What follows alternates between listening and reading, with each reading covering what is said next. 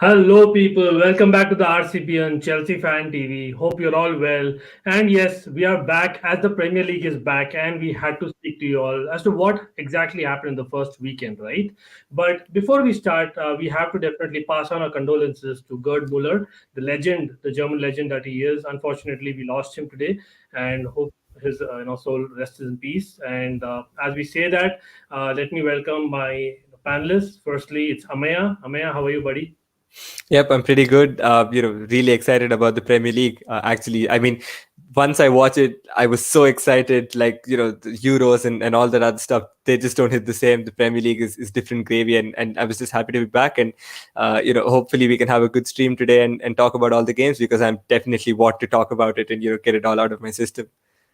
Absolutely. Like the fact is with the crowd back, especially, right? As in the fans, that is what football is all about. And I know that there were kind of fans in trickles, here and there in the cup games. But yeah, talking about that, the Super Cup, I think we didn't discuss about the Super Cup. I think it's been a while that you've been on the channel. So how does it feel? Again, proving to the world that we are the champions of Europe, albeit it was difficult. But yeah, as in, I'm sure that must have given you goosebumps, right? Yep, 100%. I mean, we haven't won it in my lifetime, at least. So I'm very happy that I was able to witness Chelsea lift it.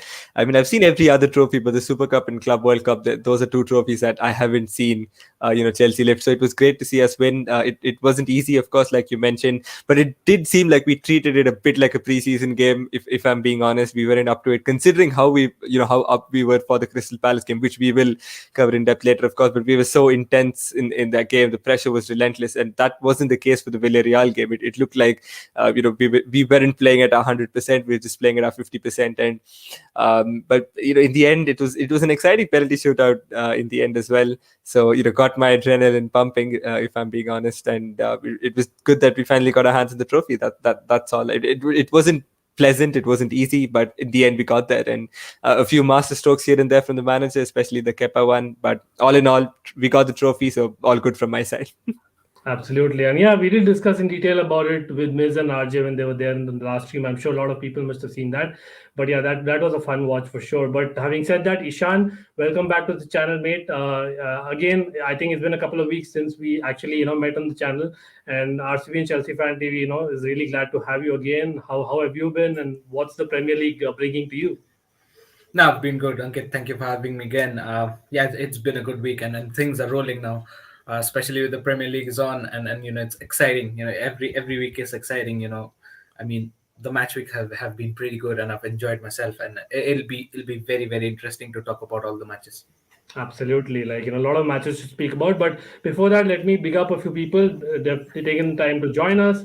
And we have Sir Greenwood in the house.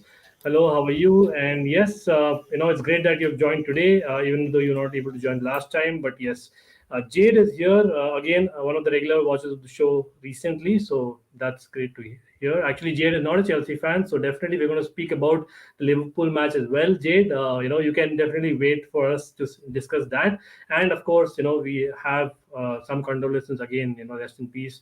But yes, thanks for joining us. Having said that, where do we begin? I think it's definitely going to be Chelsea, right? But before we actually begin, let's look at what really we're going to discuss today.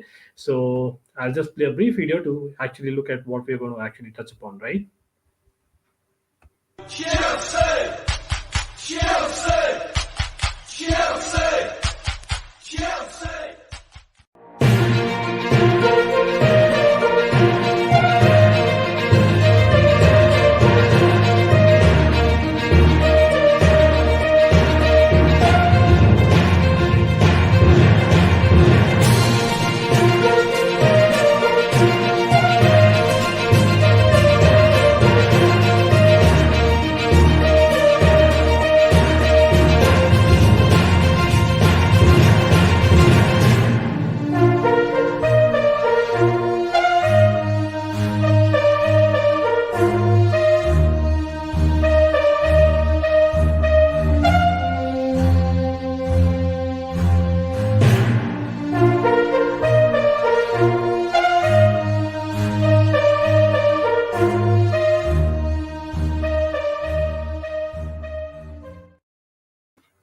Well, as I mentioned, a lot of things to discuss, the matches, the transfers, and whatnot.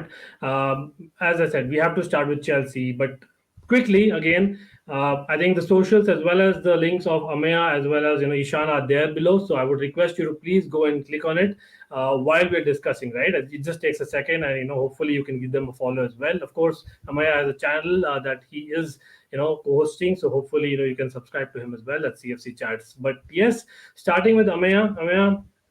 Chelsea, great win. I'm sure that would have given all the buzz possible. But yes, uh, the starting 11. I'll just try and share my screen quickly, just to see what Chelsea started off with. Of course, we had done a preview and we had discussed about what we can expect, but I believe there were possibly a couple of surprises. Amina, not seeing Callum Hudson-Odoi on the wing, is that something that surprised you?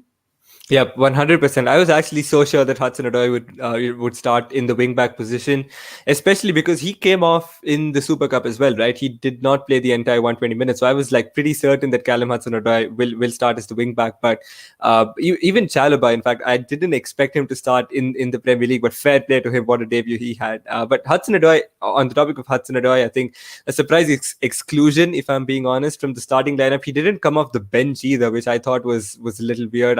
I would have hoped to have seen him in action, especially considering all reporters came out and said that he's been so promising in preseason and all of that stuff. So it was a surprise not to see Hudson-Odoi come on. But I think I mean there's just a lot of matches to go. This is the first match really, and I'm pretty sure we'll see more of Hudson-Odoi.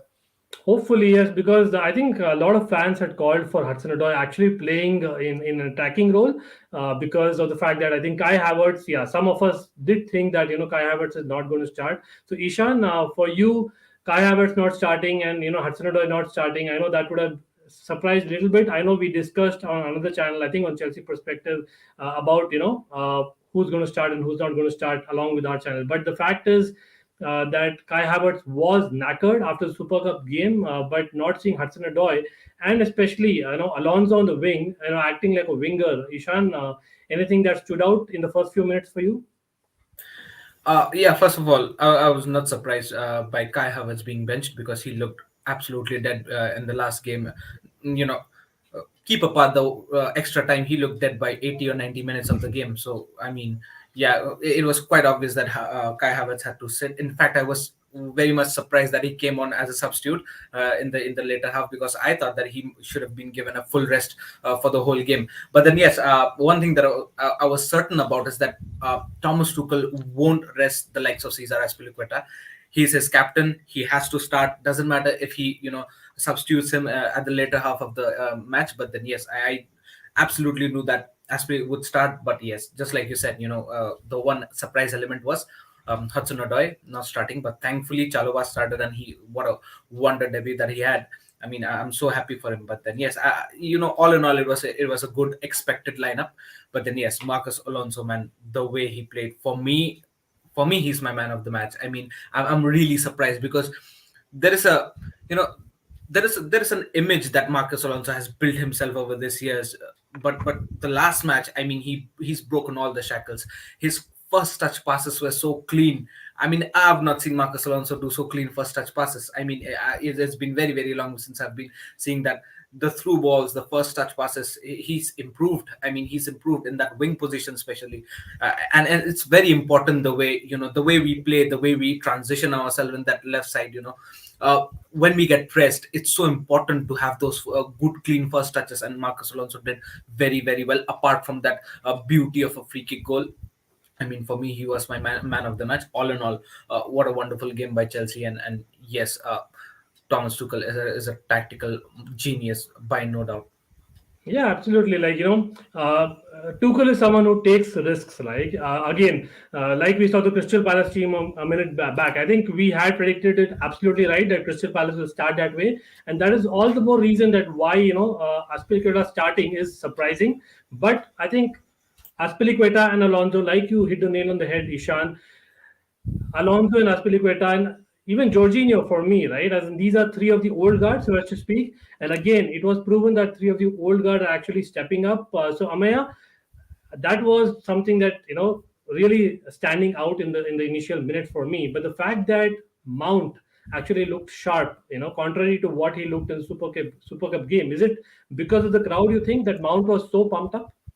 Yep, I think Mason Mount would definitely. He is a sort of player who would feed off the energy of the crowd, right? He seems like that kind of guy. So I definitely think the crowd being back would have helped Mount. I think he looked so sharp, and which is a huge contrast because, like you said, the Super Cup, he was awful after coming off the bench. Really, didn't look match fit at all. But I think, well, thanks a lot, I guess. But yeah, I think Mason Mount definitely did feed off the energy of the crowd, and he looked very sharp. And actually, I thought he would not play yesterday's game and would be included in today's preseason friendly, which is set up for all the late internationals, which is why we didn't see Chilwell and Thiago Silva come on as well yesterday. But I would say Mason Mount really impressive, and as always, right? How many times have we said this? Mason Mount very impressive, and yep. Hopefully, he's just. I mean, he's just starting, right? This is his first few minutes of the new season, and he's only going to get better and better as the season progresses. So exciting times for Mason Mount, and yep, definitely did impress me yesterday. Absolutely. What about Timo Werner, Ishan? I know that we've spoken about Timo Werner, I think, number of times, every time you've been on RCBian Chelsea Fan TV, but it's about Timo Werner. I know that we got a great win. It's the first game of the season, Premier League, but I think you'd agree that Timo Werner was probably the only underwhelming player, so as to speak. Yeah, he doesn't look like improving, does he? I mean, it's been the whole first season, and then people have said it's his first season. We should give him time. Yes, I mean, agreed. But now it's high time. You've had your whole preseason. Yes, you couldn't make to your German squad for the Euros. Understood, but now having the whole preseason, it's high time. You should at least show that confidence in yourself. I don't think so. I can see that from Timo Werner. It's the same old story. He's getting stuck in the wings. He's first touch again. It's ups and downs, and he's getting very late and making some decisions, very important decisions, where in the final half you need to be very very quick and instinctive with your decision, and that's exactly where he's been lacking. So I don't I'm sorry, but I don't see any improvement. I've seen it. I've said it multiple times that he's the guy that I would be looking for the next season, that who could actually have a breakout season and score a lot of goals. But if this is the way he plays for the whole season, for the whole this season without any improvement, I'm afraid. But he'll be the man on the ledge. I mean, for the next transfer window, I'm sure, because just look at the amount of attackers that we have in our team. Timo Werner wouldn't be needed at all if he plays like that. There's the likes of Hudson Odoi, who's willing to come there and then show his talent. We've got Hakim Ziyech when he comes back. Again, a selection dilemma comes up in the attacking front. We've got Romelu Lukaku. So once Romelu Lukaku comes, nobody can touch that number 9 position. Nobody, right? Until and unless it's a Carabao Cup game against Power Rangers FC. I mean, so Lukaku plays that, and I mean, there again, I mean, Warner is definitely a man on ledge, and he needs to improve. The only hope I have with this guy is if he can create something with Lukaku, if he can develop himself with Lukaku, and start at least scoring goals. If once Lukaku starts playing, he sees that guy scoring goals, and if something ignites inside him and even he starts scoring goals, that would be wonderful. But without goals, I'm sorry, I'm not entertaining Timo Werner this season. Last season he had assists, and yeah, very well. I mean, that's something that I admire for Timo Werner, because listen, if you need to make yourself in a squad, in a playing 11, you need to contribute to the team. And if you're having assists at that numbers, it becomes very important for the manager to play on the team. But then this time we've got a lot of people who can do that. We've got Lukaku, who would not just score goals but also assists. So basically that department is also controlled by Lukaku. So what are you basically doing for the team, right? I mean, he's 100% man on the ledge, and it'll be very interesting to see if he develops under Lukaku. Absolutely, like well said there. But yeah, as in this comment, I think it makes sense, because for me, Timo will benefit because of the fact that Lukaku probably holds the ball better, and his runs, he can be played through easily, right, Ameya? So let's give him the benefit of doubt. But I think Chelsea perspective says Timo didn't look fully fit. I have to kind of rethink there and agree with Chelsea perspective, because the runs that Timo usually makes, even those were not, right there yesterday. So, Ameya, like, would you agree with those statements? Is there something that you would like to add there? I think Timo Werner did not look fully fit. Yep, more than fit. I don't know if it's his fitness or if it's his confidence. He just looked so out of confidence yesterday. Like he couldn't even, you know, bring the ball down or make a decent pass. He was a, I don't know. He just wasn't there with his confidence levels, and we'd hoped that, once the goals came, maybe he would just start being more confident. But he just wasn't. His decision making was so poor yesterday. Every time you would expect a cutback, he would go wide. Every time you would expect him to go wide, he would make a sort of a weird run. So honestly, his movement also wasn't there, which was his strong point last season. I think he's under pressure now. I think he knows that Big Dom's coming, and he knows that he has to deliver, and hopefully they can coexist. But yesterday he just looked awfully low on confidence, in my opinion, and he just needs a solid run of games with goals, and then he'll be back in fighting, hopefully. No, I agree there as well. You know what I would like to say though is, like, I know that Timo did not perform as per expectations, and we've got to have it high this time, and we cannot really wait for them to perform in the third or the fourth match. But the fact is, like, at the end of the day, so this was the first match of the Premier League season. We won it, and we have to speak about positives.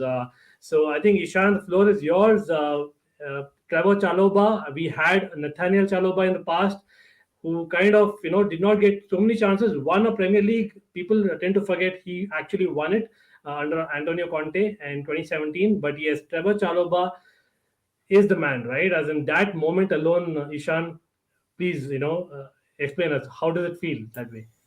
No, it's a beautiful moment, and football is a beautiful game, and that moment proves that. I mean, yeah, let alone Chalobah's situation aside for some time, let's look at Chelsea's situation where just before the game everybody was looking out. Yeah, now Lukaku signed, next Kunde.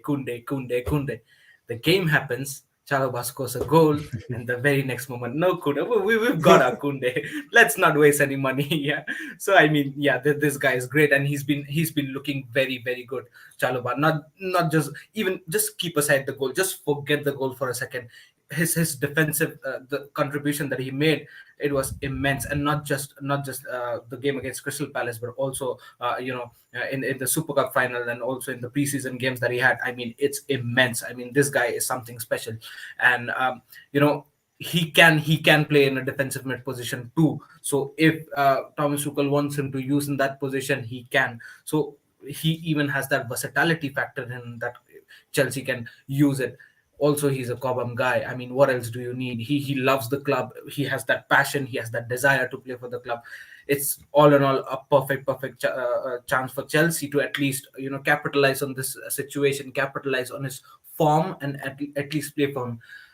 Now I don't know what's going to happen with that Kunde deal. If maybe basically it does not happen like that, right? Because I mean, once your back door in your back doors, the negotiations are going on, and maybe it has progressed to a level where it might be certainly done, right? And you have a player like Chalobah who's performing so well, it becomes difficult. Then Kunde, you got to sign him as a rotational. I'm sorry, but you have to sign him as a rotational, because you cannot promise that to Conte, knowing the fact that we've already have the likes of Zuma and Thiago Silva being the bench warmer for the last game. I mean, that is huge. You know the fact that Thiago Silva has to play in at least maybe not the most of the games, but maybe majority of the season he has to play. It's Thiago Silva at the end of the day. So yeah, having a Zuma, maybe if Zuma leaves, yeah, but having a Chalobah and a Kunde add-on, I'm sorry, but you have to tell Kunde that, guy, listen, we've got a Chalobah, we've got a good player in our hands. You have to be a rotational at least for some time now. But yeah, the fact of the matter is, I don't think so. Even if we, unfortunately, in the coming days, we do not have plans for a Chalobah in the starting team. If Kunde arrives, it's quite understandable that it'll be become difficult to for Chalobah to get in the first team, knowing the fact that Kunde is a big name, right, and has performed more relatively for a longer duration than Chalobah. So it's quite understandable that he'll have that cut on the selection. So maybe let us not just let go this talent off by any means. If it's possible, let him out for a loan for a season, or maybe if you want to keep him very well, because he's got such a good desire to play for this club, such a good passion, such a beautiful story behind him. I mean, yeah, I think so. Thomas Tuchel and Chelsea should definitely utilize this player's form.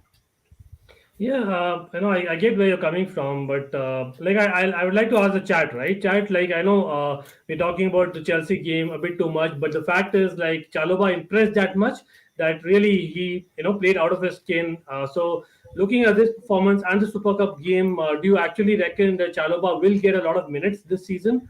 I know that he got these two games, started these games and did very well because of the fact that I think Chat also alluded to that Silva wasn't 100% fit and Aspilicueta also was, not really right up there, right? So that's why he started both the games. But yeah, would you keep him? Is it better to kind of loan him out at least for a short loan? I don't know. Like that's something that I would really like to hear from the chat. But yes, meanwhile, Ameya, I know that the Chelsea game. Well, I think Pulisic is one more person that kind of I think got some confidence back with that goal. I would say I think the celebration is something that was something different altogether. But the fact that he got a goal itself, would make him confident and hopefully he gets to grips, right? Even that goal, right? I think it was Aspilicueta playing a 1-2 with Mason Mount, and then Pulisic was, on the end of things. So Pulisic, just to end there, like is someone that you would still trust. And I know that a lot of fans have been calling for Pulisic not being starting, but I feel he has it in him, but it's just that he needs to be consistent, right? Yeah, 100%. We know that he has it in him, right? If you remember post lockdown Pulisic, that guy was different gravy. I mean, you look at that player, and if he can, put in those performances week in, week out, basically, he would be one of the best wingers in the league without a shadow of doubt because those, how many, was it 3 weeks? Was it 4 weeks? I don't remember exactly. He was incredible, right? He was absolutely unplayable. So I would say he definitely does have it in him. It's his inconsistencies that sort of piss people off, really. It's the fact that, he is either unplayable or just so frustrating to watch. There is no in between. We need players that drop, like Mason Mount, for example. He drops 7 out of 10 every single game, right? Pulisic doesn't do that. Either he drops an absolute masterclass, or he is just not there yet. So I would say that's what people usually like to say about Pulisic, and it is a make or break season for him, though. 100%, like you said, he has to step it up this season because the number of attacking options that we've got, right? Even if one of them isn't up to the mark, then they're going to look to leaving. And actually, when I had Matisse on my channel, he brought up a very good point. He said that he's called Captain America, right? He is such a huge brand in the USA.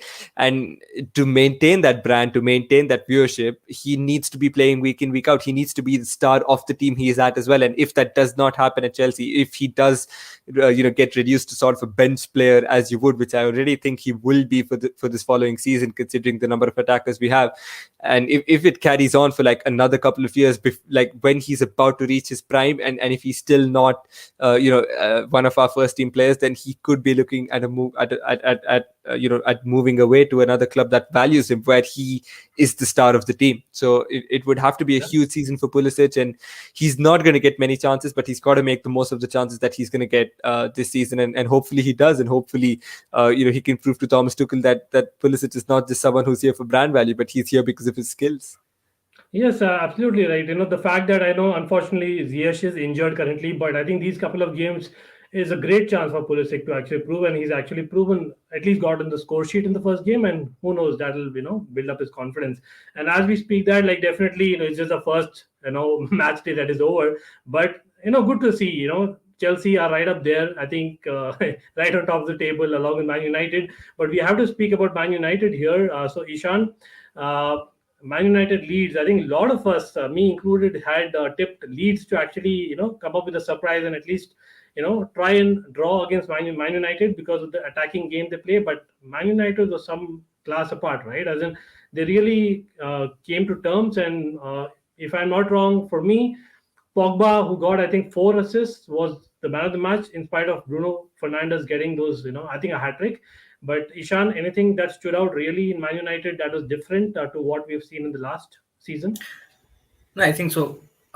Instead of applauding Man United, I would like to say that Leeds was disappointing. Leeds, the way they played, I mean, it was so below expectations, when it really broke me apart, because I was expecting the spark that Leeds has. I mean, they play at a different level, man. The Leeds work rate is quite impeccable, and in the last season we've seen that every game, you know, even if they lose, I mean, we've seen that so many games Leeds United have lost, but still their work rate is so high that it takes, I mean, it takes a lot for the opponents to beat them, and yeah, maybe tactically here and there some games do not go their side, but then, I'm a good keen fan of Leeds United. The way they play, it's so exciting to watch. But the first game, I don't know what happened to them. I mean, they were losing possession every second they get the ball. I mean, I, I thought there's something wrong going there. And what am I watching? Every second, every time they get the ball, they just lose possession every single time. Even if they're not being intercepted, they just give away the ball. And I was so flabbergasted. I mean, I didn't have any words. But then, yes, Man United. I mean, they're too good of a team, to accept gifts like that. And the way Leeds United gave away gifts, and they're so good to accept those gifts. And Paul Pogba, let's not forget, he played in the attacking mid position, and that's where he created so many chances. And with 4 assists, I mean, wow, what a performance by Paul Pogba. I mean, yeah, it's a good performance by Bruno Fernandes as well. Let's not take away the hat trick from him. It's a good, people call him the penalty expert, but he's not scored any penalty in the hat trick. So yeah, it's been a very good sparkling performance by Man United. Definitely, I did not expect a 5-2. At least, even, yeah, we all know that Leeds United sometimes are very much vulnerable to concede so many goals. But then the thing is, they try to score goals every time they get the chance to go in the opponent's box. But I mean, against Man United, they look absolutely clueless. I mean, they were shattered. So I really hope Leeds United, pull up their socks in the next game. I would, even if they lose, doesn't matter, but at least show that intensity that what you had in the whole previous season, and that which really impressed everybody. So yeah, it was a good game all in all, and big up to Man United that they put a really really sparkling performance. Absolutely. Like the reason why I touched upon them first is because Man United are traditionally slow starters, and if they get a good start, and they do have a squad this time, it's just the manager, whom I would still say is a PE teacher. Sorry for the Man United fans, watching, but the fact is, like, if they get a top manager, I think they can, seriously win the title, and that's how good they can be, looking at the team. But yeah, Paul Pogba is ifs and buts. If he can perform, at that level, the level he did, world class he was. Having said that, Ameya, we did banter Arsenal already on the channel when Miz and RJ were here, and we did speak about, because we had gone live, I think, the moment the game got over. But let's talk about Leicester, because I had actually tipped Leicester to be in the top four, just about, pipping Liverpool. But Leicester again, like, their defense was questioned, saying that, hey, they've lost Fofana. But to me, against Wolves, I know it was just Wolves, but they did look sound. And at the end of the day, they have Jamie Vardy, who at this age is performing as well. So anything about Leicester that you'll have to add?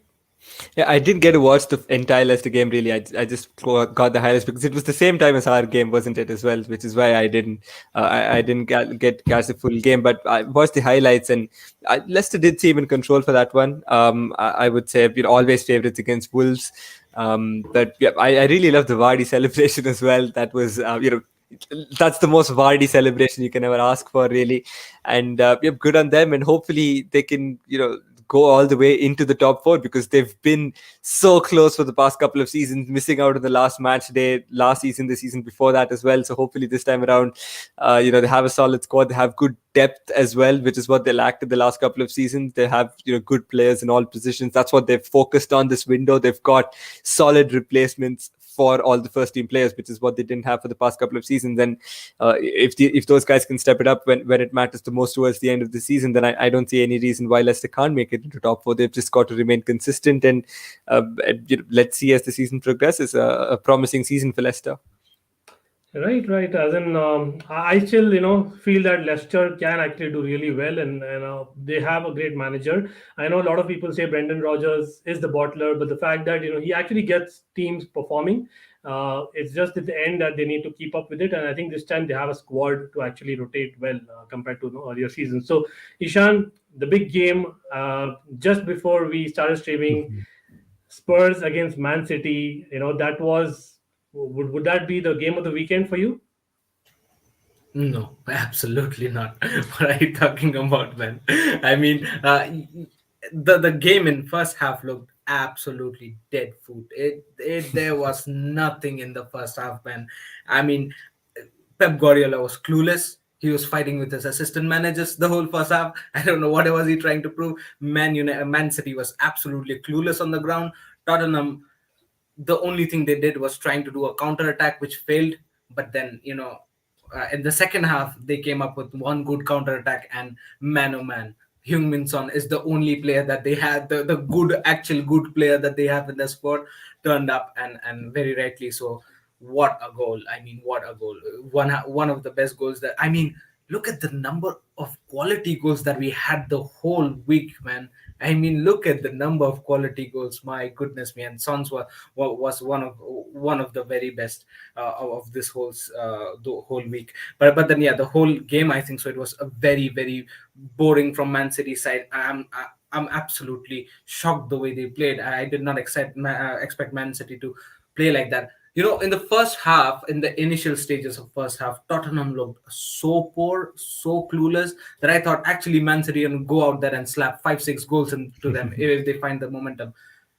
But Man City looked more clueless. I didn't knew that. I mean, the way they were passing, I thought that they're gonna score a goal, but it never came. The goal just never came. I don't know why. I mean, just the final product could not be produced by Man City, and Tottenham.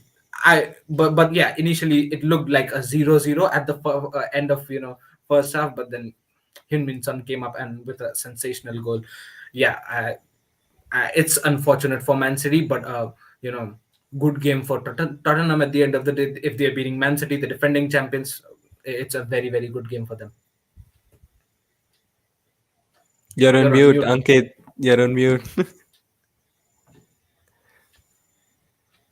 Okay, guys, sorry about that. Yeah, but the fact that Kane did not start, as much as I think Espirito Santo did mention Yeah. that, he is basically a Tottenham player. Even in the end, again, he said that he's the best player in the world and he's ours. So he was so confident. His eyes spoke a lot. But the fact that, from Kane's perspective, did not even make the bench. I know that he did not train much, but Ameya, do you see Kane actually moving to Man City? I think now Man City will be even more keen, right, to get Kane after this result.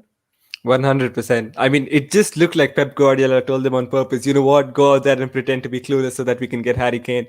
I mean, honestly, they were really looking for an outlet. I think this is how we played for the majority of last season as well. Ferran Torres as centre forward didn't really cut it. And then, Gabriel Jesus came off the bench, but he wasn't spectacular either. So they're literally looking for an outlet. I mean, throughout the entire game, you could see this pass around, and then they crossed it into the box, so they put the ball into the box. But where a natural striker usually would be to pounce and get the goal, there just was no one, and that's what cost them really today. And I would say if Kane does end up going there, they can be very, very scary. I think it would have to be one of the best sides that I can even imagine in recent history, because that it's just so star-studded. But I think, yeah, I mean, all in all, it was shocking to see Manchester City look so clueless, really. I mean, I know that they're missing some key players. I think when Stones gets back, the build up from the back will be a lot better. And especially when Zinchenko's back as well, I don't see Benjamin Mendy featuring as often. Zinchenko, I did. He came off the bench, right? Zinchenko, if I'm not wrong today, but then he didn't start the game. So I would say, yep, I think Zinchenko came off the bench. So they were missing a few key players, but once they're back, I would expect them to be more penetrative, especially in the box. But they need that outlet. They need a striker, and if they do to go out and spend that 120, 150 million, whatever it is, that's being thrown around, then it would be incredible. Honestly, it would be a spectacular transfer. But I can see it happening. Yep, this that's the scary part.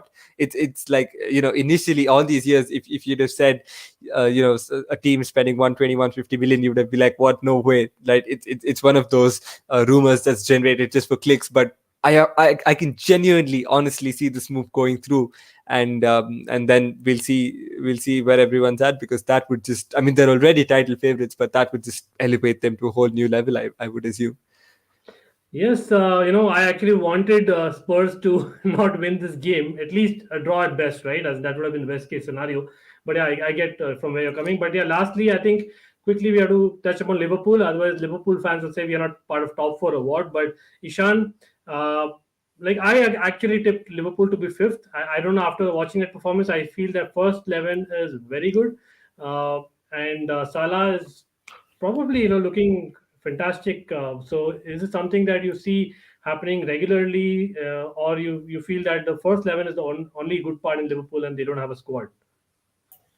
No, first of all, Mohamed Salah is, I mean, this guy just keeps on scoring, isn't he? I mean, he just never stops. He just never stops. He's that consistent guy for them. Uh, the thing with Liverpool is, they've got Van Dijk and Matip back, and it's a big boost, even if not performance wise, even if not commitment wise. Just the confidence of the whole team gets uplifted, morally, even having the name Virgil van Dijk at the defense. So, and that was pretty much evident in the whole game.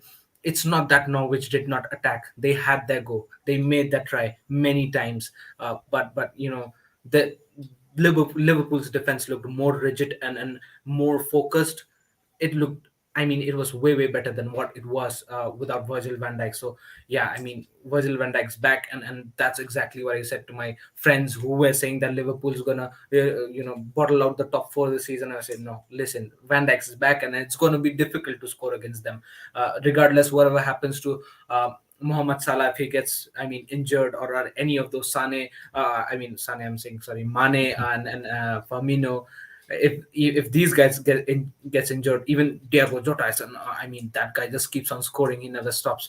So yeah, it's going to be difficult to beat Liverpool this season. But then yes, we'll have to see what happens. It's a long tournament. If they have any injuries in the coming future, would they have the good backup? Yes, we also know the fact that there's Konate there in the bench who can also come up, and he'll be one of the big prospects for them in the coming matches. So yeah, I think so. At the back, they do have now options there. They have that Gomez as well. Gomez is also one of Joe the Gomez is options good, yeah. for them. Yeah, so I mean, they've got a good balance now at the back. They have their backups in the back, but at the up front, it is a question mark. But then I believe Jurgen Klopp is a exceptional world class manager. He just knows how to bring up results with anything that he has in his arsenal. So I mean, yeah, Liverpool is going to be very difficult to beat if Virgil van Dijk and Matip, Gomez and Konate, these guys really keep strong, really keep without they stay fit, and then they be injury free for the whole season. And I think so it'll be very difficult to beat Liverpool. Yeah, so guys, I know that we are playing Liverpool, I think, in a couple of weeks, similar to last season where we kind of played them early. So I don't know, like, guys in the chat, do you think Liverpool are probably looking stronger than us? I know our squad is probably just about better, but in terms of the first 11, is that something that you see us beating Liverpool not in a couple of weeks? I know we'll get back to the preview again in a couple of weeks' time, but definitely would like to know your thoughts, because for me, yes, they looked really impressive especially in the second half. First half, Billy Gilmore was great.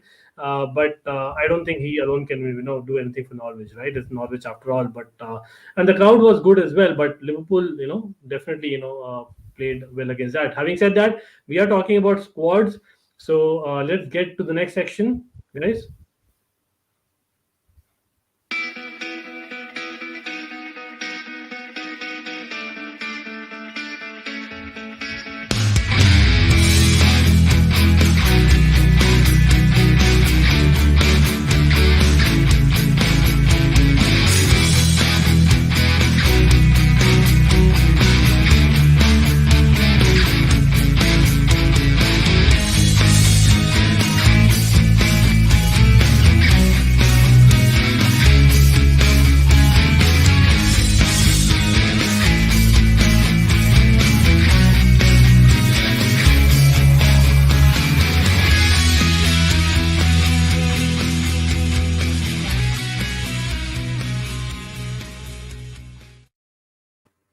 Well, that was emotional to an extent for me. But yes, firstly, I would like to thank Declared. Declared, I know it's very late in the night there. So have a good night. But yes, thanks for joining and tuning in for sure. As well as obviously, Let's Talk Ball with On and Steve Chelsea, who, I think joined late. But yeah, great to have them. Ameya, I'll have to start with you. Tammy Abraham is gone as we speak. And it is AS Roma with Jose Mourinho. We did speak on the last stream about how he could be utilized in Roma, but do you see Tammy Abraham actually becoming a Lukaku coming back to us in a few years' time, or you actually see Tammy Abraham kind of going the way of a Welbeck? I mean, hopefully he does come back, honestly, because he is a very good striker. He is a natural goal scorer, and it's not just now, right? He's been proving that for years. He's done that at all the youth levels. Like I just saw the montage. Right? Like you said, it did make me a little bit emotional. It's always emotional bidding an academy graduate goodbye, especially if it's someone who's never featured for the first team, then it's different, right? Because you don't feel that much of a connection. But he is a guy who's come from the academy, gone out on loan, proved himself multiple times in the championship, not just once, and then after that come back and scored 15 goals for us in his debut season. And then last season things didn't go according to plan for him, so he's a very good striker in my opinion. And I would love to have him back. I think the buyback clause is in 2023, right? That's when it commences. I think that's what Fabrizio Right. tweeted especially. So a couple of years time is probably a little bit too soon. I would say Lukaku would still be here and in his prime, but a few years after that, I can definitely see Tammy Abraham coming back. This is actually very similar to when Lukaku joined Everton initially, and he was allowed to mature there. And unfortunately, we did not sign him back in 2016 and 2017. That is where we signed Morata instead. This time around, hopefully we don't make the mistake, and hopefully we replace Lukaku with Tammy Abraham, because he can definitely. I think he's going to explode this season, especially in the Serie A. We know that it's not the tightest of defenses. And then we've seen what Jose Mourinho can do with strikers, right? How he absolutely took Kane to the next level. I mean, Kane was very good when Mourinho came in, don't get me wrong. But under Mourinho, he had the league's highest goals and highest assists. That is some incredible statistics, in my opinion. So I would say Jose Mourinho knows how to work with strikers, and that's the sort of polishing that Tammy needs. He doesn't need to be told to score goals. He needs to be coached on his movement, on his hold up play, and such other attributes. So his link up play is actually pretty decent as well. It's underrated, I would say. So he does have few good attributes. He does have few attributes that need to be polished, and I think Jose Mourinho can do that, especially in the Serie A. And he's going to be their first choice striker. He has to replace Edin Dzeko, who's actually been such a reliable goal scorer for Roma over the past few years. So it's not going to be an easy task, but I think Tammy Abraham will be up for it. I think he will be dejected having left Chelsea initially, but then once he gets the hunger back, I think he's absolutely going to smash it in the Serie A. And hopefully we do sign him back and don't let any of our rivals snap him up in sometime in the future. Yes, I agree. Then, I think a couple of comments also mentioned like Tammy Abraham has, what it takes basically to perform, and then Jose Mourinho can only help him there. But yes, shout out to Miss Elena as well. I think she is having a channel as well. So guys, check out Miss Elena as well as Let's Talk Ball with On Chelsea Perspective, and of course Ameya's CFC chats and RCBian Chelsea Fan TV. Having said that, Ishan, any thoughts about Tammy Abraham basically having the buyback clause? I know that it's double the money that we are getting for him, but like Ameya said, it's basically for how Lukaku deal happened. Chelsea don't want to see that kind of thing happening again, maybe. So that was the reason. Probably I think a sale was a better option right now. Yeah, I mean, Jose Mourinho is being agent for Chelsea now. He'll take Tammy Abraham. He'll build that guy, make him better for the future, and then Chelsea might buy him back. So yeah, all in all, I'm very happy for Tammy Abraham, and then let him get the game time that he deserves. Let him go out there and develop that he deserves. He just cannot sit here and be a bench warmer. He's young. He needs to develop. Doesn't matter if you love London or not. This is a time where you cannot waste time. You need to go out there, develop yourself, and become a big player. And he has that potential, just like Ameya said. He's a natural goal scorer, and he'll the thing that he can get from here is get better, develop yourself, and then become a very good striker. Take the advantage of the shift in intensity of the leagues. Premier League is more high intensified. there with Roma, it won't be that much, against all the opponents there. The opponents here are relatively tougher. It's more difficult here than comparatively to there. So the Tammy Abraham can capitalize on that, become much better of a player than he is, work on the weaknesses.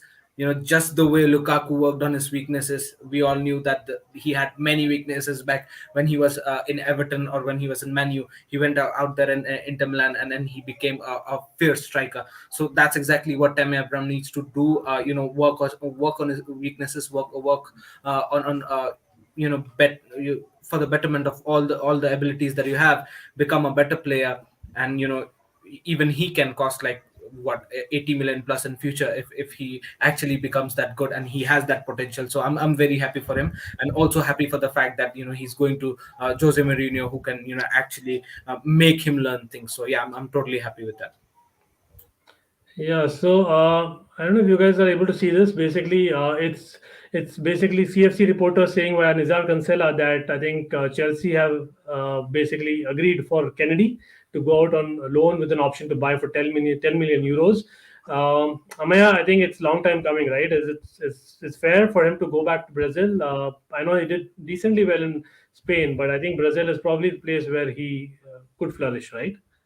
Yeah, I think being a Brazilian, it will be unfortunate because when I would imagine, at least when he left Brazil initially as a youngster, he would have imagined himself playing in Europe, right, playing for the best clubs in the world. But it hasn't worked out for him, unfortunately. Whether it's injuries, whether it's inconsistencies, whether it's some controversial stuff as well. If you guys remember, Kennedy Yeah. did make some controversial tweets, so it hasn't been smooth sailing for him. But hopefully, when he gets back to Brazil, he can live up to his potential. Maybe he just wasn't destined to be in Europe. It's not that the Brazilian league is a bad league per se. It's actually much better than compared to the top five leagues. Probably not there yet, but when you go below that, I'm pretty sure the Brazilian league is much better than that. So maybe it just wasn't meant to be for him in Europe, and hopefully he can go back to Brazil and do wonders there. We'll never know. Yeah, I think Chelsea perspective has a good point there as well. Like definitely coming back to Tammy, yeah, there is a slight concern for sure. But I think there is a news as we kind of speak. I think Tammy Abraham has in fact cleared the medical. We expected that obviously, but that's just been announced that he's actually cleared the medical. And there is another news that I have. Ishan, that basically now it's 98 million in player sales that Chelsea are going to raise, and that's what we spent on Lukaku. And I think Agbo is moving to Genk, as was told by I think even Fabrizio Romano previously, and now Nizar Kansela. But Michi Batshuayi going to Besiktas. Ishan, so is that something that you feel that we can do with a Werner, hoping that he comes to form along with Kai Havertz and Lukaku? Uh, I don't think so. If I can make that statement, because Michi Batshuayi, anyways, he was not in Thomas Tuchel plans, and uh, it was rumored that either he's going out on another loan or maybe he's going out to a different club. So it didn't make sense connecting to Timo Werner with that, because Timo Werner in himself needs to improve, and yes, the club has spent a lot on Timo Werner, yeah, 50 million pounds, and that's not a small amount. He would be given a chance, and he should. I mean, he needs to be given the chances that he deserves. But yeah, I'm again very much pleased and happy for Michi Batshuayi that if instead of having all those loan moves with that unsettlement in mind, why not make a good permanent move? You know that you're not going to feature for Chelsea in the upcoming years, knowing the fact that Romelu Lukaku would be back. So why waste your time? Just go out there, have a permanent transfer, go out there, settle yourself completely, mentally, physically, and then build yourself again, build your confidence, and then play for the team that you have, and just give your 100%. That's what you want. He's 27 years old, and by this time strikers are at their prime. So if he also can, he can work himself out, and then he can really flourish with Besiktas, and yeah, it might be a good league for him to play, because it definitely not going to be the same intensity to what Premier League play is being played here. So yeah, it'll be a good move, and I'm just happy of the fact that Chelsea are letting these players go. Yeah, so I mean, yeah, it's a big plus point for the team as well, not just for Michi Batshuayi. I think so. Batshuayi, even he's very happy that it's being a permanent deal, that he'll get to sell himself and then be very natural there. Not have any kind of unsettlement in mind. So yeah, I'm very happy with this deal too, and I'm really hoping the likes of Drinkwater and Bakayoko also, something happens and they just find their good clubs, and release our some wage liabilities that we're going through at this point of time. So yeah, I hope even these few guys find their clubs, because I mean, they're not getting any chance in Chelsea Football Club's first team. Let's be very, very honest. Yeah, so I hope they get settled by the end of the transfer window. Yes, Yeah. Chelsea should be concentrating also heavily on letting these guys go. We cannot keep them and have all the big players come in. So it wouldn't make sense. You even if they don't start, you're still giving them wages. So it does not make any sense giving them wages. Just release these guys, let them guys go play a different club, and then you can think of bringing in good players, so that at least they can have the hope of being a good rotational player, proper rotational player. Fair enough, Ameya. I'll come to you last. Last couple of names that I have here is basically, I think, first you have to say Man United, right? The way they unveiled Rafael Varane. I hope Lukaku kind of happens the same way. Imagine him being unveiled. I know that we're playing away at Arsenal, but the fact is, him kind of coming on would be great, the boost for the team. But the two names that I'm talking about here are one, Ruben Loftus-Cheek. Supposedly, I think he's contracted COVID, and the second name is Emerson, who came on for the last few minutes. I know that on Mrs. Channel, you were the person who made the point, and that was a great point, that the fact that Tammy Abraham, had a certain number, and that is why he did not come on, as opposed to the injury. But Emerson moving to Napoli would make sense, and Ruben Loftus-Cheek now has COVID. Uh, Hopefully, he gets well soon. But the fact that he's actually contracted will not even allow him to go on loan to another club. I think the medicals require him to be there, right? Yeah, it's very disheartening. Honestly, it's not going to work out for him. It looks like, especially like you said, 14 days, right? I think it would be very, very close, and that's assuming that he tests negative exactly after 14 days, right? So many times we've seen that extend to 21 days as well. So fingers crossed that it does, because honestly, yesterday would have been the perfect chance for him to. Had he been given a chance, it would have been a good chance to showcase himself at the Bridge, because of course, Kante was injured and he couldn't play, and then Jorginho wasn't 100% fit, which is why he came off the bench against Villarreal, and then Kovacic played the entire 120 minutes against Villarreal, and still played the entire 90 minutes yesterday as well. So Loftus-Cheek, I think, would have had a very solid chance of coming off the bench for that one if had either one of those two midfielders come off. But it looked like it just wasn't meant to be. This should have been his chance, but then because of COVID, unfortunately, he hasn't been able to come on. So unfortunate, but I think he is going to be one of the players who's going to depart. Hopefully it's on a permanent basis this summer. I can't see him going out on another loan, but the issue is I think we're going to wait for some time. But if we're not receiving any permanent bids for him, then I think we'll just cut our losses and then take the loan fees instead of him just sticking around.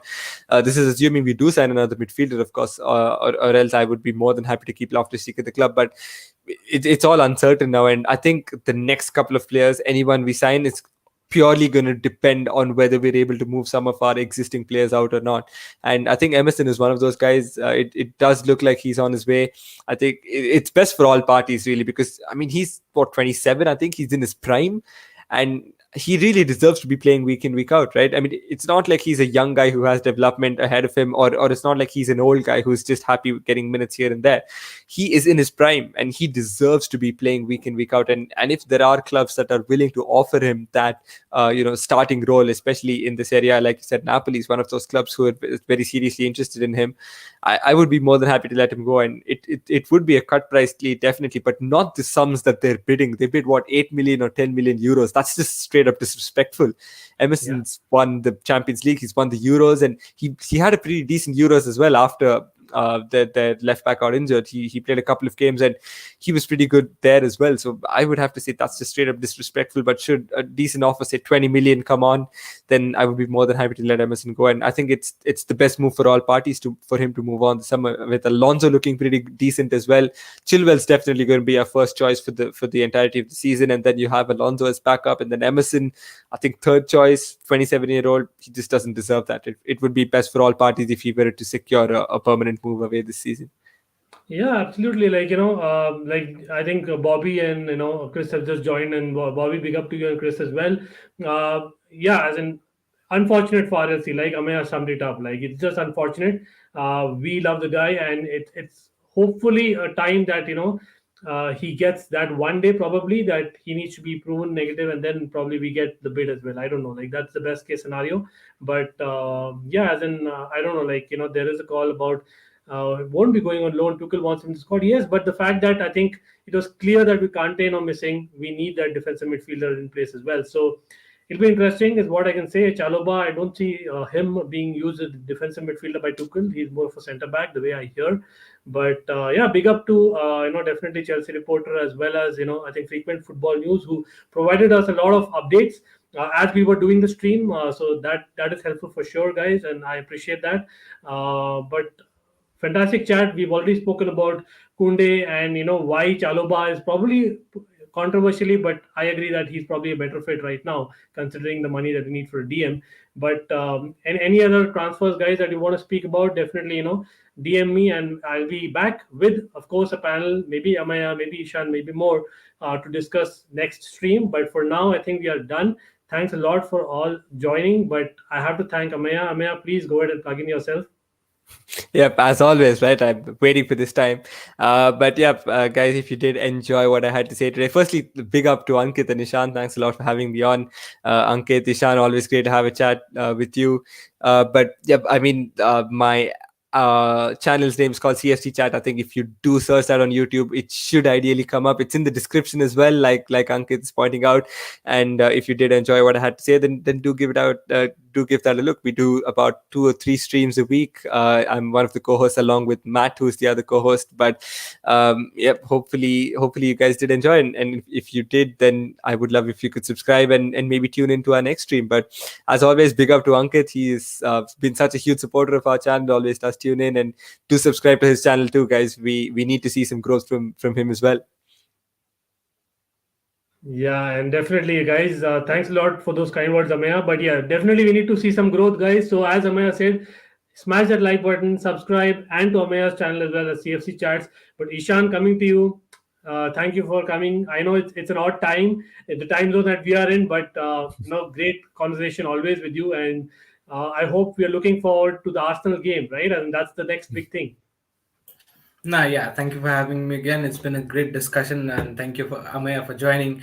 It's an odd time for you as well. In fact, it's more odd time for you than me because I'm comfortable with this time. The thing is, I mean, it's always good to talk about Chelsea and all the happenings. Yeah, I am definitely looking forward to the match against Arsenal. It's going to be a good, exciting week as well, and also looking forward to the transfers. What happens this week? What transpires is it will be an important week from transfers perspective as well. So very much excited to see what happens.